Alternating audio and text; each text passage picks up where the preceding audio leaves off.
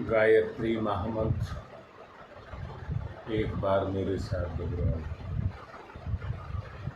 ओम भूर्भुवः स्वः तत्सवितुर्वरेण्यं भर्गो देवस्य धीमहि धियो यो नः प्रचोदयात्।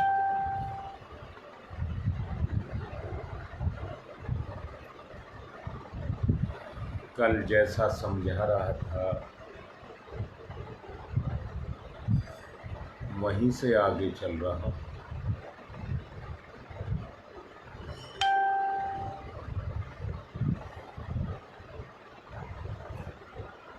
योग विज्ञान के बारे में आपको बता,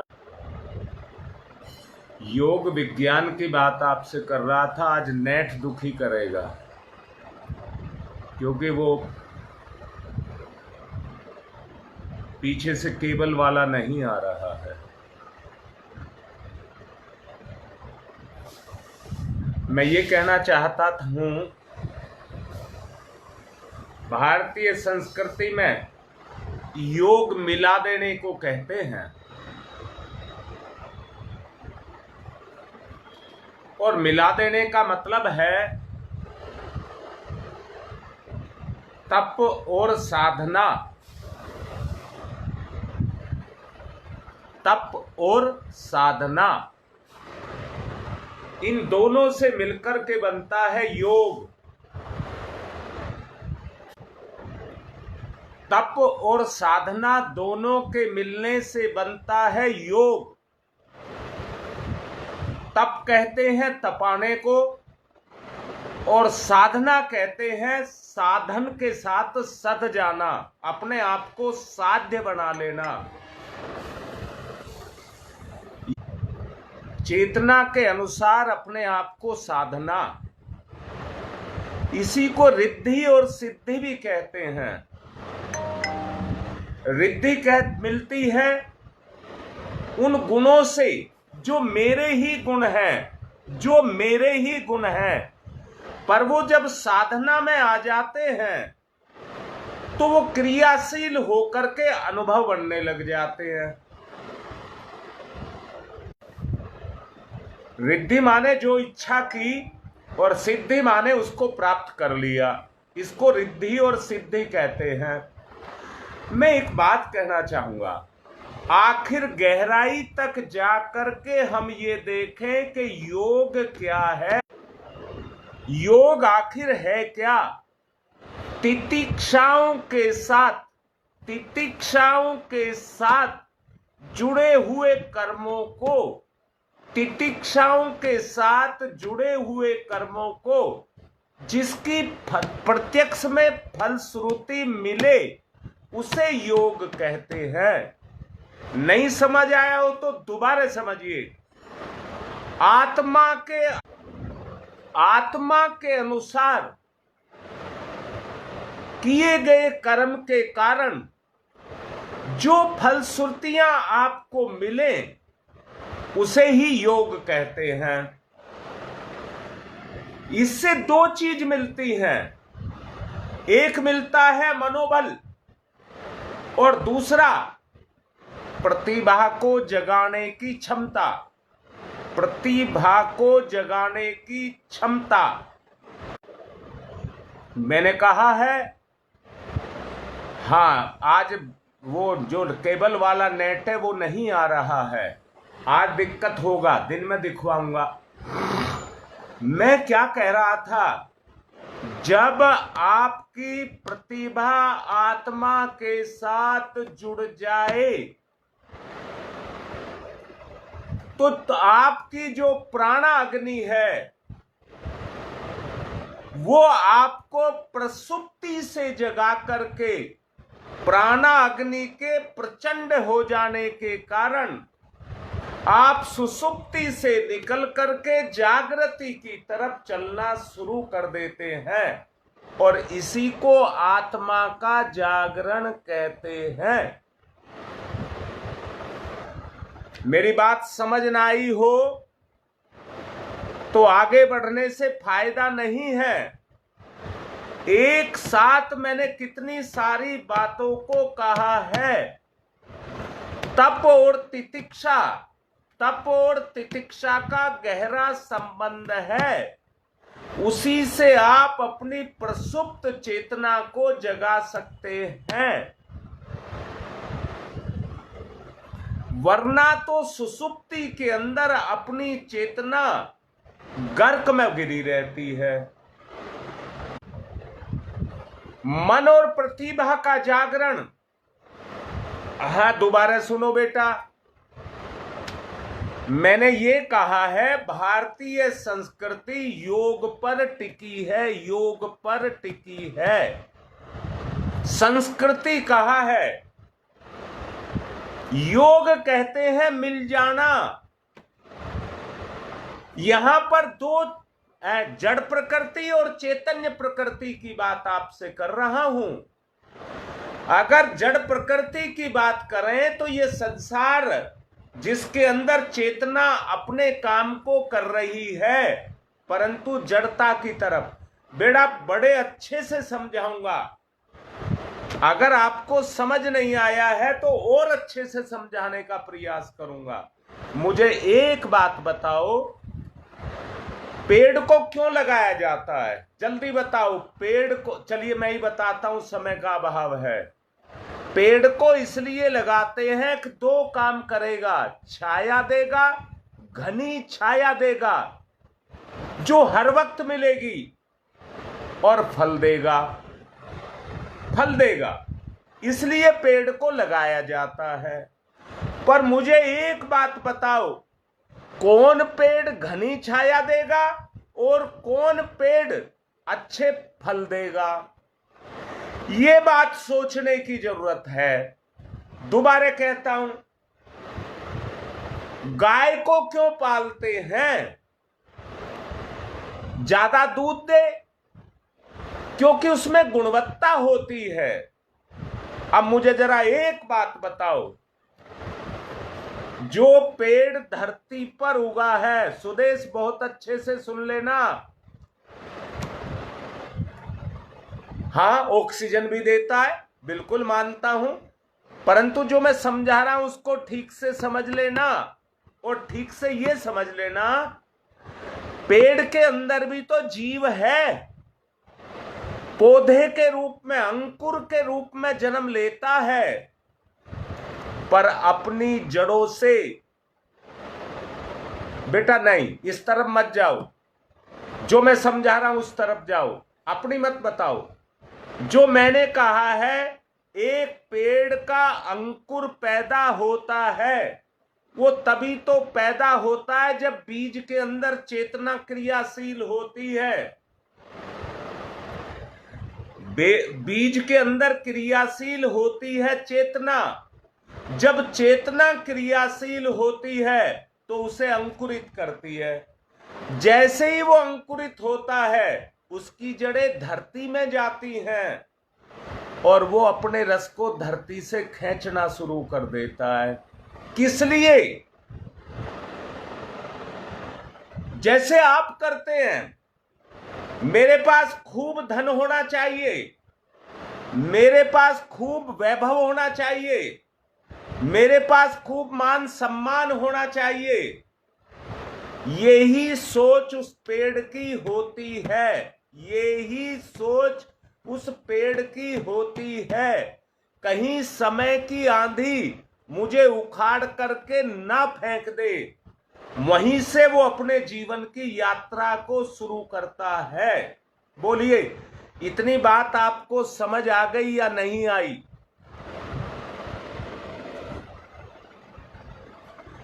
अब क्या करता है? वो अपने तने को मजबूत करता है, जड़ों से अपने तने को मजबूत करता है, क्योंकि आंधी में तो तना ही बचाएगा।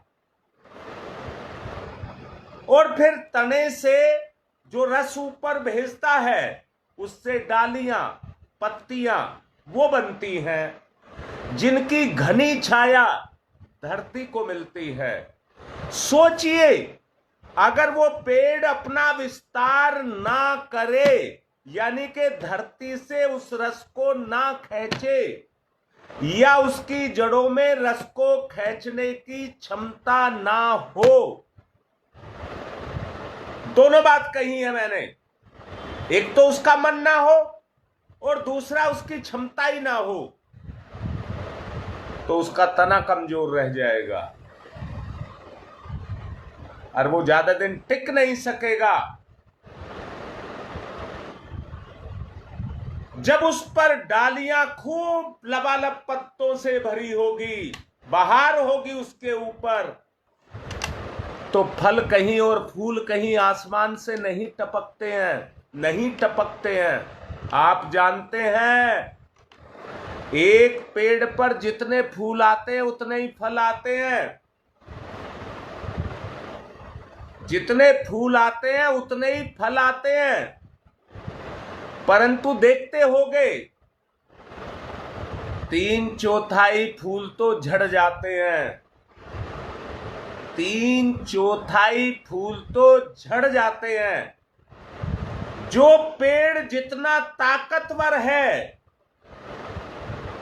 वो अपने फूलों की उतनी रक्षा करता है और उनको फल के रूप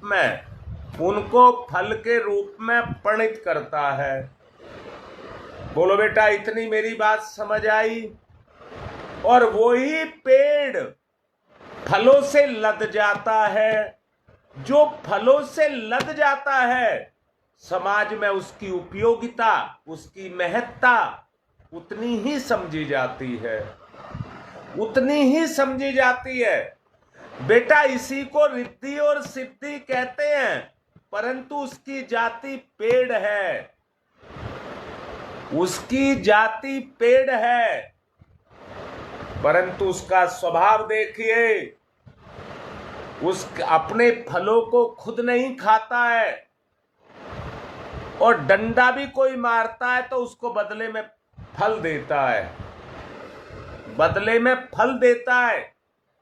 ये पेड़ की योनि मैंने आपको बताई, पेड़ की योनि मैंने आपको बताई। ठीक इसी तरह से, क्योंकि भगवान ने इंसान को बुद्धि ज्यादा दी है, बुद्धि ज्यादा दी है, उस बुद्धि का प्रयोग करके ये तप और साधना, तप और साधना, तप और साधना, ये दो काम करता है। तप यानी कि दो चीज, अपनी प्रतिभा को जगाने के लिए अपने मानसिक स्तर को ऊंचा करता है, अपनी प्रतिभा के जागरण के लिए अपने मानसिक स्तर को ऊंचा करता है। अब जरा अंदर से सोचना, जितना अपना स्तर को ऊंचा करेगा उसकी प्रतिभा उतनी ही ऊंची हो जाएगी या नहीं? उसकी प्रतिभा उतनी ही बढ़ जाएगी। अच्छा, मुझे एक बात बताओ,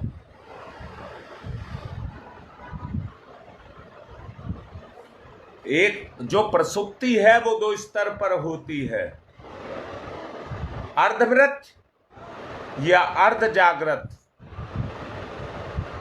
अर्धमृत या अर्ध जागृत।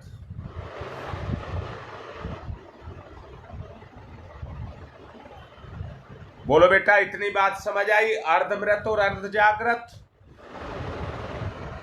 अब मैं कौन सी अवस्था में हूं? मुझे अपने आप को देखना होगा, मैं कौन सी अवस्था में हूं। यहीं से स्थिति पैदा होती है आत्मशोधन की, यहीं से अवस्था पैदा होती है आत्मशोधन की। बेटा, ये जो मैं समझा रहा हूं ये जानकारी है, जो मैं आपको समझा रहा हूं ये जानकारी है, और जब इस जानकारी को आप प्रयोग करने लग जाएंगे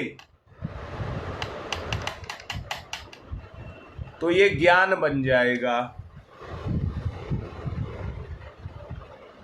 ये ज्ञान बन जाएगा,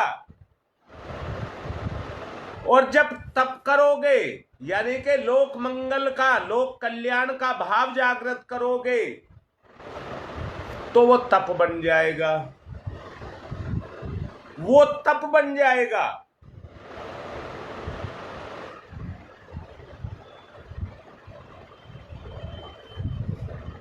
एक बात बताऊं बेटा,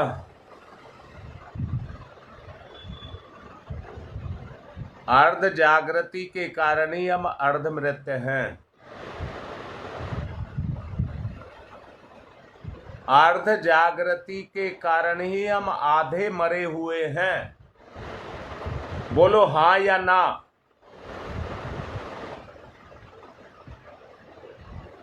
बेटा मैंने अभी बताया आपसे, जो मैं आपको समझा रहा हूं ये जानकारी है, इतनी बात समझ आ गई होगी। अगर इस जानकारी को पा करके आपकी संकल्प से आपकी इच्छा जागृत हो गई और इच्छा दृढ़ हो गई, उस दृढ़ इच्छा के कारण आप उसकी पूर्ति करेंगे, दृढ़ इच्छा की पूर्ति करेंगे। जब दृढ़ इच्छा की पूर्ति करेंगे तो ज्ञान का जागरण होगा। जब ज्ञान लोक कल्याण में, समाज के उत्थान में जाकर के लगेगा तो वो तप बनेगा, और तप बनेगा तो तितिक्षा आएगी। तप बनेगा तो तितिक्षा आएगी। नहीं बेटा अभी समझ नहीं आया ललिता, अभी मत कहो अभी समझ नहीं आया, अभी समझा रहा हूं और समझिए। अब मैं यहां एक बात पूछूंगा, ईमानदारी से सच्चाई से बताना, तुम जीने के लिए आए हो या मरने के लिए आए हो? अपनी अवस्था को देखो, जिंदा रहोगे या मरोगे? बहुत समझदार हो, समझदारी से काम लेना। मैंने पूछा है जीने के लिए आए हो या मरने के लिए आए हो? एक बात याद रखना, जो मरने के लिए आया है उसकी पहचान बता रहा हूं। वो खाने की बात करता है, वो खाने की बात करता है, और खाने के साथ साथ अगर कमाता है तो खाने के लिए कमाता है। योगेश शाबाश, जीने के लिए आए हो तो अब जीने की बात बताऊंगा। ठीक है, पहले मैंने बताया है मरने के लिए कौन आया है, मरने के लिए कौन आया है? जो खाने की बात करता है और खाने के लिए कमाता है वो मरेगा, वो मरेगा। बिट्टा बेटा देख ले लाडली, जो मैं कह रहा हूं, जो कहता है ये चाहिए ये चाहिए ये चाहिए, वो मरेगा। अच्छा क्यों मरेगा? सवाल करो क्यों मरेगा?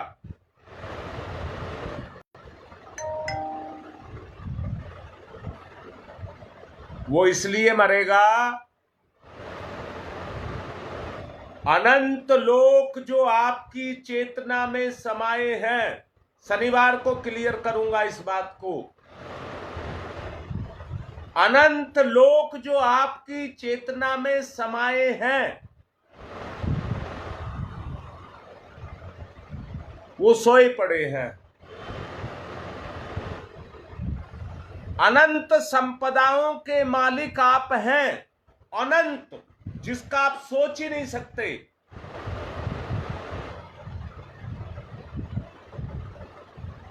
आप तो हाथ फैला करके गिड़गिड़ा रहे हैं। आप तो हाथ फैला करके गिड़गिड़ा रहे हैं कि मुझे कोई भीख दे दे। अपनी वृत्ति को देखिए अंदर से, अपनी वृत्ति को देखिए अपने अंदर से।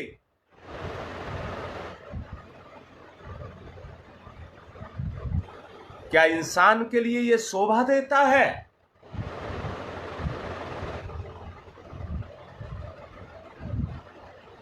क्या इंसान के लिए यह शोभा देता है? राकेश और शकुंतला दोनों इस बात को समझ लीजिए बहुत अच्छे से।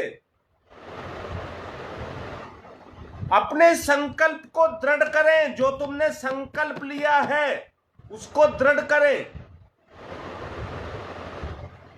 परिवर्तन आने लग जाएगा। और सबको कह रहा हूं, जिस श्रेणी में आकर के इन्होंने संकल्प लिए थे, उसके दो साधन हो सकते हैं।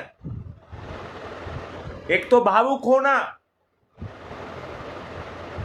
और दूसरा है मुक्ति के रास्ते पर जाना। दृढ़ संकल्प तो भी होगा जब मुक्ति के रास्ते पर जाना है। मरना नहीं है, मारना है अपनी वृत्तियों को।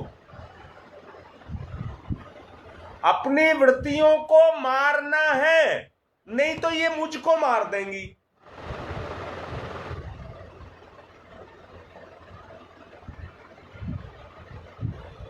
दीपा कहाँ है? दीपा को मेरी बात समझ आ रही है बेटा?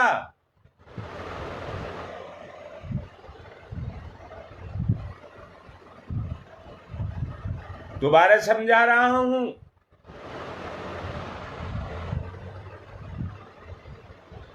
वो गुण आपके जागृत होंगे प्राणाग्नि से, उससे आपके अंदर तप पैदा होगा, तप, और तप से आपके संकल्प दृढ़ होंगे, इच्छा शक्ति मजबूत बनेगी।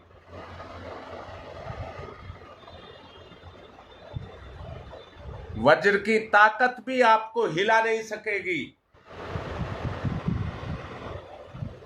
एक बात कहूंगा बेटा, इस तप को ही दैवी शक्ति कहते हैं। इसी तप को दैवी शक्ति कहते हैं। देव शक्तियों का केंद्र बिंदु यही है, प्राणाग्नि।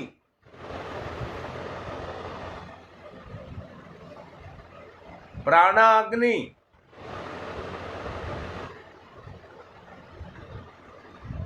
जो मैंने जानबूझ करके दुबे जी से कह करके प्रोग्राम रखवाया है शनिवार का, उसका मेरा उद्देश्य यही है कि आपके संकल्पों को कैसे दृढ़ किया जाए। अगर जो राकेश खूब सोच समझ करके संकल्प लिया है तो बेटा गुरु की चेतना में समा जा। अपनी हस्ती जितना अहम मिटेगा, जितना अहम मिटेगा, मिटाएंगे उतना ही गुरु में समर्पित हो जाएंगे। ये तो अर्थ मृद या अर्ध मूर्छित कहा है, इसको हटाना है। राकेश, जिंदगी जा रही है, पीछे को देखिए और आगे को देखिए समय, और ये पता लगाइए कितना बचा है। क्या कहा है मैंने? ये मैंने कहा है मरने की बात, मरने की बात। राकेश, एक पल का भरोसा नहीं है। एक सांस पर तो हमारा अधिकार है, दूसरी पर नहीं।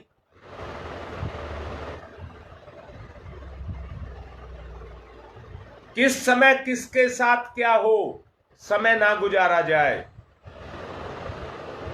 समझ जग रही है, समझ जग रही है तो प्रयास जगना चाहिए।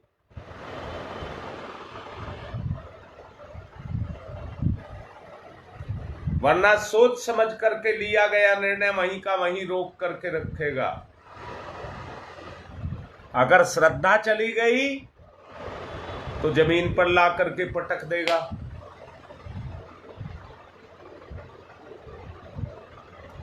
जमीन पर ला करके पटक देगा।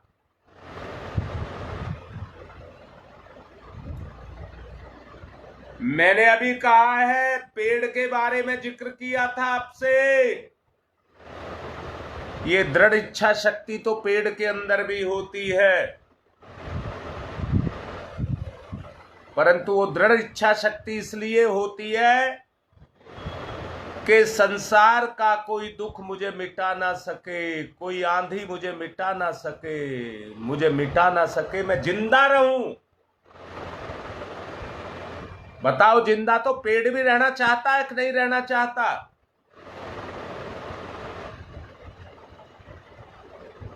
सुदेश भी बताए, क्या मेरी बात समझ आई या खेल ही हो रहा है? समझदार होइए।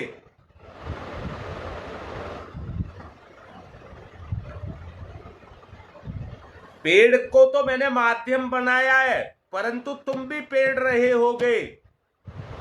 जरा अपने उस जीवन में झांक करके देखिए, उसके पास इतनी ही बुद्धि थी, वो फल फूलों से लदा रहा, वरना बोने वाला ही काट देता। अगर फल ना देता और छाया ना देता तो जिसने लगाया है वो ही काट देता।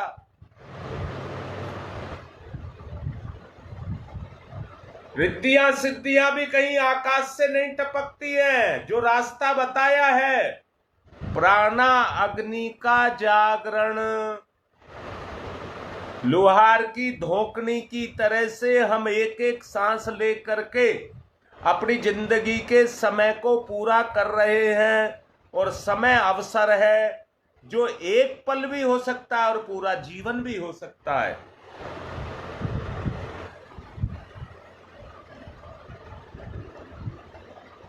मैं यहां पर यह कह रहा हूं, अच्छा एक बात बताइए,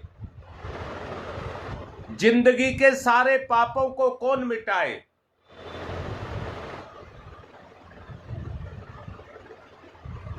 बड़ा सोच समझ करके बोलो। जिंदगी के सारे पापों को कौन मिटाए?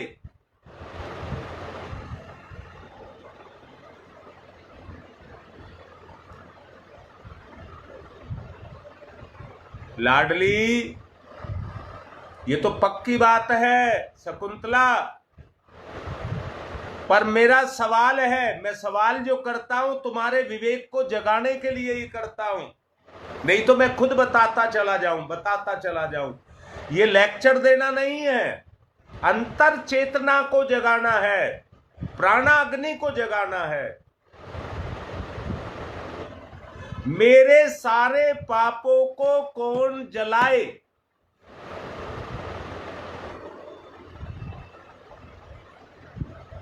इंतजार कर रहा हूं, बताइए कौन जलाए, कोई भी बताओ।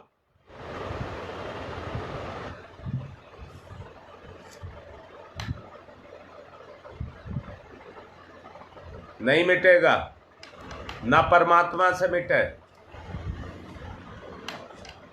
पहले तो अपने मिटा ले बेटा, और फिर वरुण के मिटा ले या पति के मिटा ले। नहीं मिटेगा, नहीं बेटा, दृढ़ इच्छा शक्ति से भी नहीं मिटेगा, क्योंकि वो पैदा ही नहीं होगी। शकुंतला गुरु से भी नहीं मिटेगा। नहीं मिटेगा, क्योंकि जब तक समर्पण नहीं आएगा नहीं मिटेगा। हाँ योगेश, कुछ है इसमें छुपा हुआ, गुरु का सहयोग, इसको कह सकता हूं।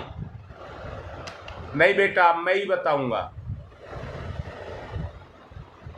कोई भी नहीं बता पा रहा, मैं बताऊंगा, और तुम सोच समझ करके कहना मिटेगा कि नहीं मिटेगा। परखर बुद्धि ही आपके पापों को जला सकती है, मिटा नहीं, जला सकती है। प्रखर बुद्धि में ही वो आग है जो हमारे पाप को मिटा सकती है।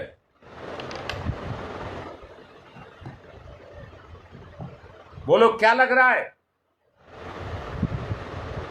और जब तक प्राणाग्नि को आप जागृत नहीं करेंगे तो इसके तंतु भी नहीं खुलेंगे।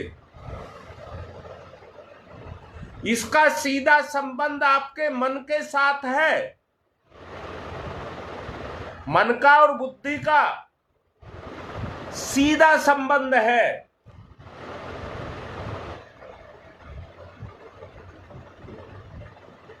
अगर मन को आप साफ करना चाहते हैं,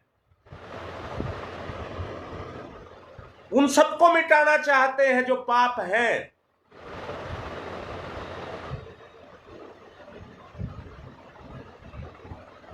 हाँ बेटा, तो बुद्धि ही वो अग्नि है। अब तो बेचारी गुलामियत कर रही है, सिसक रही है, जिंदा रहने के लिए सिसक रही है।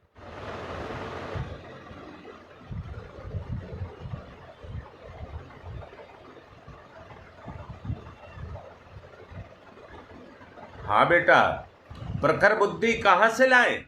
मैंने अभी कहा, जो मैं बता रहा हूं वो जानकारी है जो योगेश ने सबने लिखा था गुरु के सहयोग से।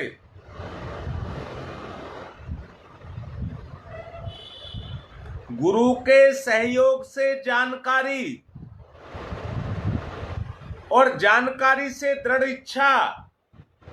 इच्छा की पूर्ति के लिए साधना, और साधना से प्रतिभा का जागरण, और प्रतिभा के जागरण से बुद्धि को प्रखर बनाना। बेटा दीपा, बात समझ आई?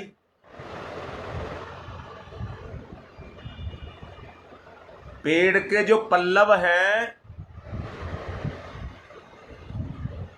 वो सूरज के तेज को सोखते रहते हैं,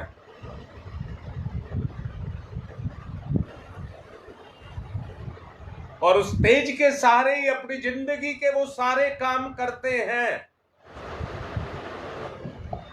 जो उन्हें जीने के लिए करने चाहिए। अब मैं आपसे पूछ रहा हूं, अपने आप से पूछ लीजिए, जीना है या मरना है? अपने आप से पूछिए, जीना है या मरना है?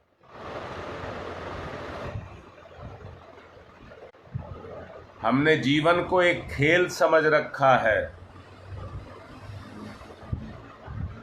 खेल तो जरूर है, और एक बात और बताऊंगा, मुश्किल नहीं है,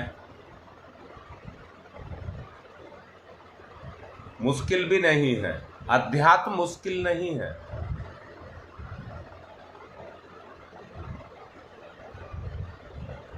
चलो समय हो गया, बाकी कल समझाऊंगा।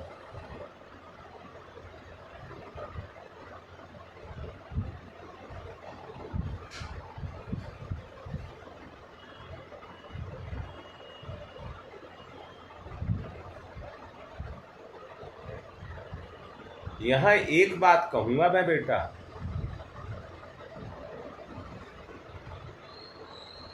मैं तो कुछ करूंगी नहीं और गुरु के ऊपर गिर पड़ूंगी।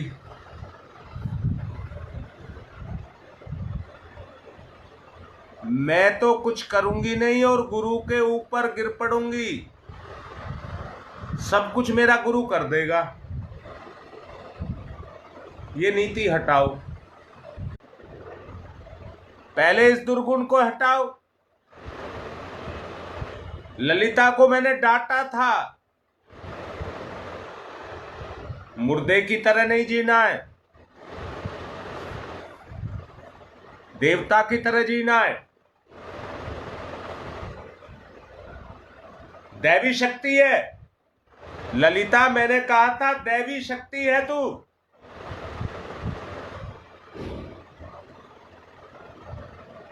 अंदर से ये नहीं, मेरे बस की कुछ नहीं, कहीं ये नहीं रास्ता देता, कहीं पति नहीं देता, कहीं बच्चे नहीं देते, कहीं समाज नहीं देता, अपना रास्ता खुद बनाना पड़ेगा।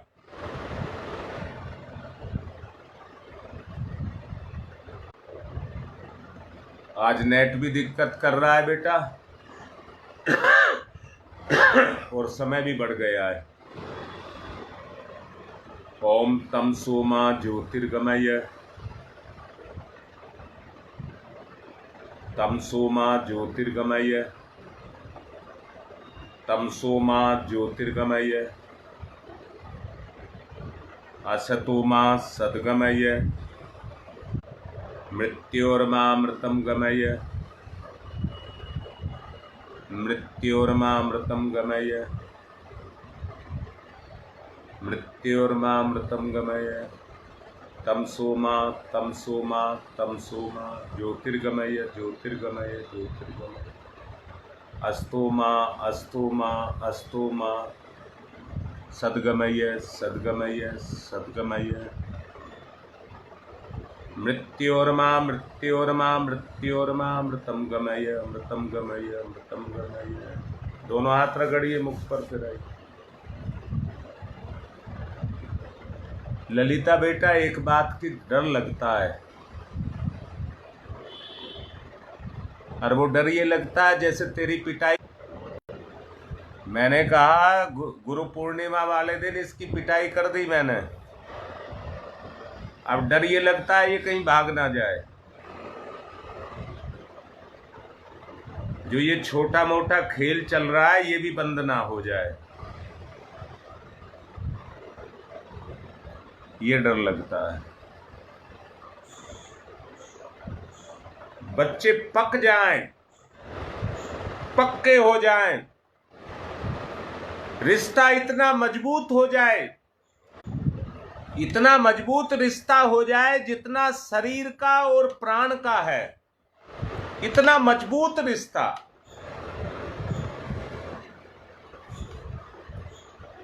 तो बात बनती है, वरना शरीर के साथ ही रिश्ता रहा और शरीर का प्राण के